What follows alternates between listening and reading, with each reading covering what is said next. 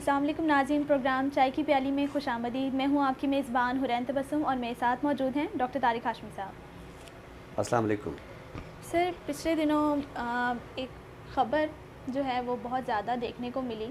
ایک نوجوان جو کہ سیکیورٹی گارڈ ہے اور اس ملازمت کے ساتھ ساتھ انہوں نے ایم فل مکمل کیا اور آگے پی ایچ ڈی کا بھی جو ہے وہ ارادہ رکھتے ہیں، اور ایم فل کا جیسے ان کا مقالہ مکمل ہوا تو انہیں لیکچرار منتخب کر لیا گیا۔ تو یہ ایک بڑی موٹیویشنل سی سٹوری ہے، تو اس حوالے سے آپ کیا کہیں گے؟ آپ نے لفظ جو بولا ہے نا موٹیویشنل، تو آپ جانتی ہیں کہ میں آج کل یہ جو موٹیویشنل سپیکرز ہیں میں کوئی ان کے زیادہ حق میں نہیں ہوں۔ جانتی ہوں۔ اس کی وجہ یہ ہے کہ یعنی کسی کو آرام سے بیٹھنے کے لیے تو موٹیویشن کی ضرورت نہیں ہوتی نا، کسی کو کھانا کھانے کے لیے تو موٹیویشن کی ضرورت نہیں ہوتی۔ بالکل۔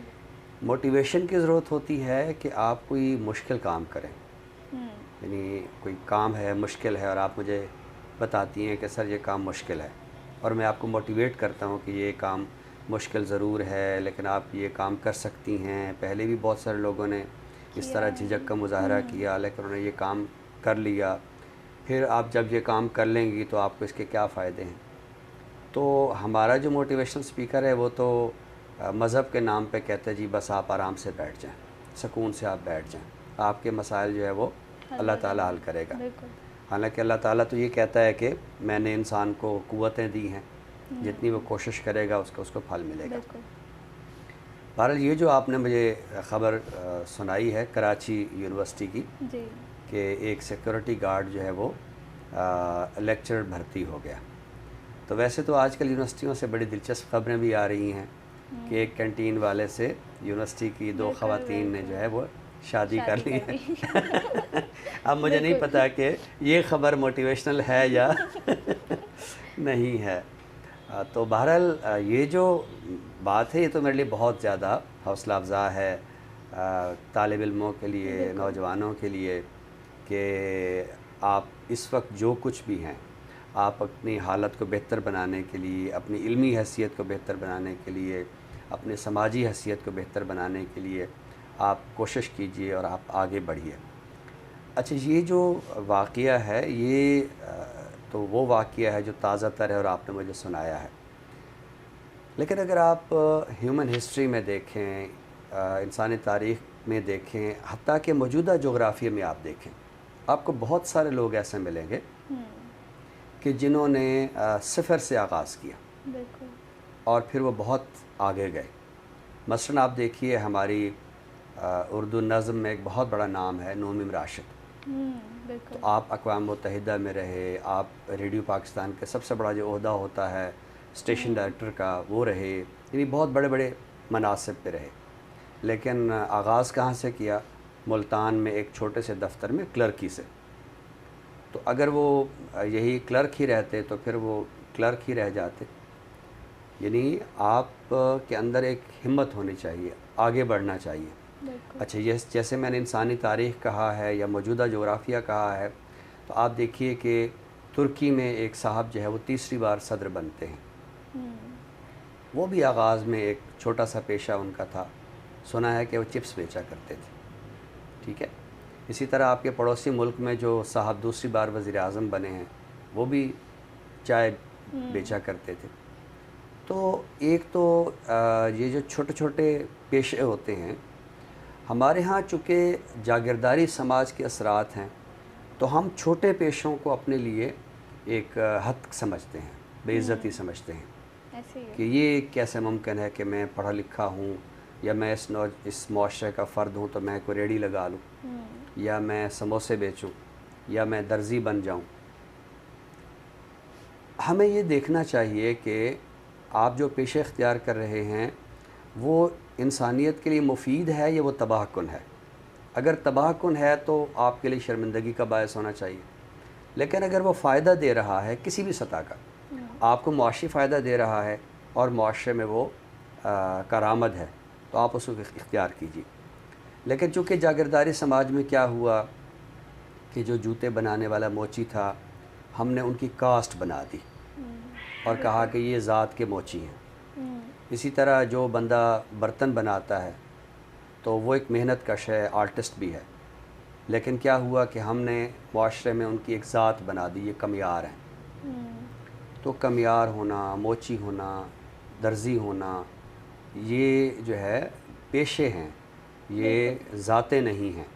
لیکن جاگیرداری سماج جو ہے، چونکہ ان کو آباء و اجداد سے بہت زیادہ جاگیریں مل جاتی ہیں، زمینیں مل جاتی ہیں، ان کو کام کی ضرورت نہیں ہوتی، تو ان کے لیے جو کام ہوتا ہے وہ ایک باعث شرمندگی ہوتا ہے، وہ اس کو اپنے لیے عار سمجھتے ہیں، اور اگر وہ کرتے بھی ہیں تو وہ سمجھتے ہیں کہ کوئی بہت بڑا کاروبار ہم کریں گے تو ہم آگے بڑھیں گے۔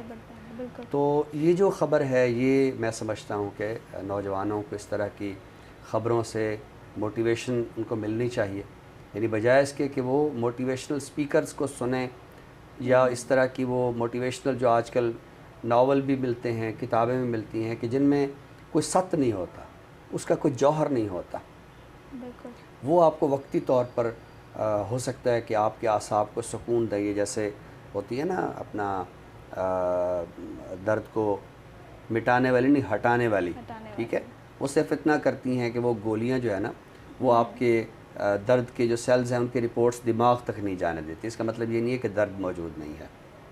نشہ آور ادویات جتنی بھی ہوتی ہیں وہ آپ کے دماغ تک جو ہے وہ درد کی خبریں نہیں جانے دیتی، درد کو مٹاتی نہیں ہیں۔ تو ہمارا موٹیویشنل سپیکر بھی یہی کرتا ہے کہ وہ آپ کے دماغ تک جو ہے وہ درد کو جانے نہیں دیتا، اور آپ یہ سمجھتے ہیں کہ میں پرسکون ہو گیا ہوں۔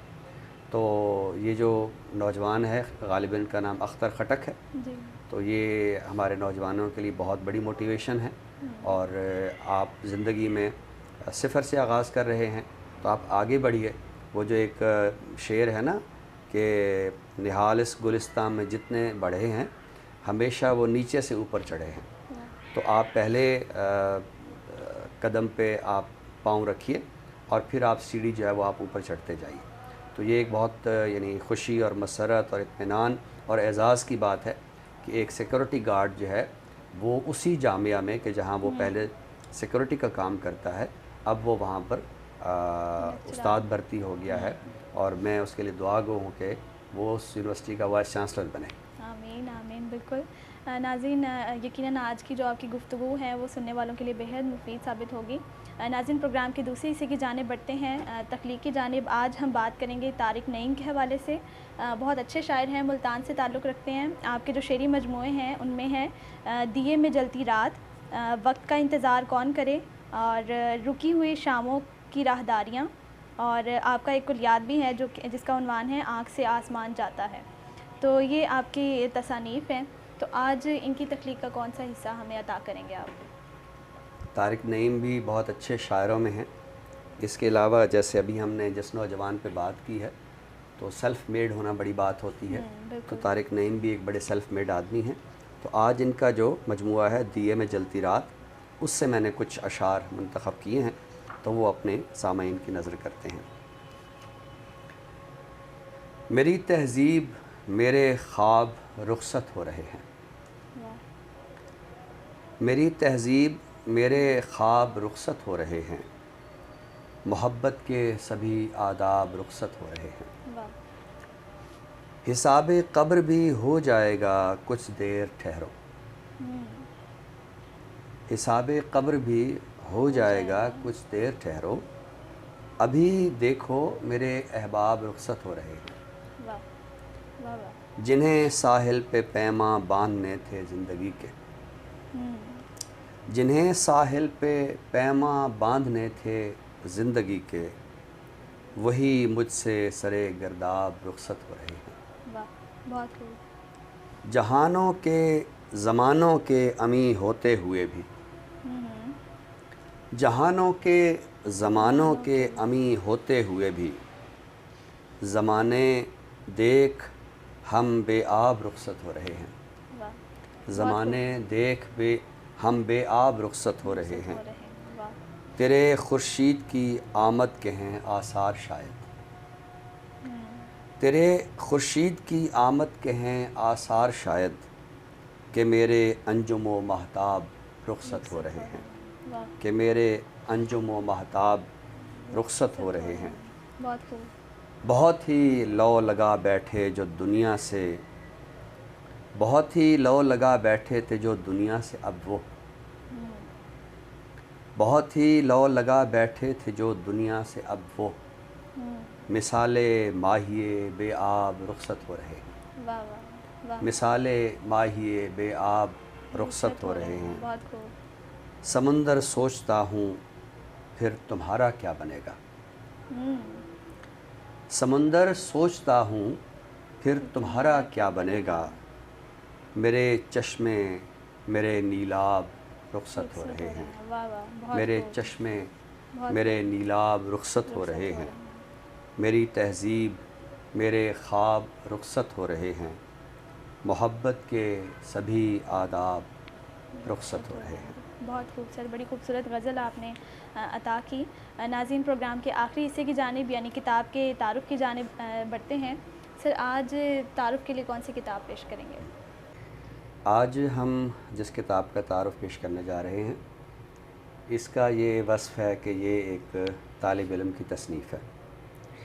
شعبہ اردو جی سی یونیورسٹی فیصل آباد کے ایک پی ایچ ڈی اسکالر ہیں محمد زمان پرویز. تو یہ ان کی کتاب ہے فرہنگ محاورات داغ.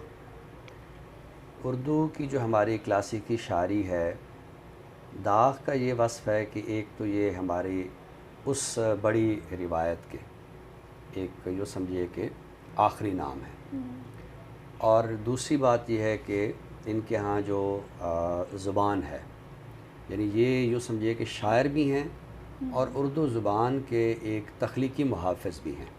بالکل. تو انہوں نے اپنی شاعری میں جس نوعیت کے محاورات استعمال کیے، تو یہ کتاب اگرچہ بہت مختصر ہے لیکن بہت جامع ہے، اور اس میں ان محاورات کی ایک جو فرہنگ ہے وہ دی گئی ہے.